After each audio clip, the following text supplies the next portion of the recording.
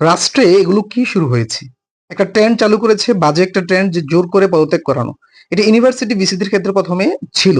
ইউনিভার্সিটির ভিসিরা আপনারা জানেন যে এক জায়গা থেকে পদত্যাগ করলে তাদের মূল চাকরি যায় না। হ্যাঁ? তারা অন্য জায়গায় যেখানে শিক্ষকতা পেশায় আছেন ওটা থেকে যায়। কিন্তু এই ট্রেন্ডটা হাই স্কুল কলেজগুলোতেও চালু হয়েছে। এক্ষেত্রে সবচেয়ে বড় কথা হচ্ছে কি, Facebook লাইভে এসে তাদেরকে মানে অপমান, অপদস্থ করে, জোর করে, টানা-হেঁচড়া করে এভাবে পদত্যাগপত্রে সাইন করানো। এটা একটা মানবাধিকার লঙ্ঘন এবং তাদেরকে সামাজিকভাবে যেই লজ্জায় ফেলা হচ্ছে, অপমান করা হচ্ছে। আজকে এরই ফলাফল আমরা দেখছি। যে এই ভদ্রলোক শিক্ষক, তিনি সাইন করার সাথে সাথেই তিনি স্ট্রোক করলেন। তার সর্বশেষ অবস্থা কি সেটা আমি জানি না। কিন্তু একজন শিক্ষক হিসেবে এটা আমাদের মানে হৃদয়ে রক্তক্ষরণ করেছে।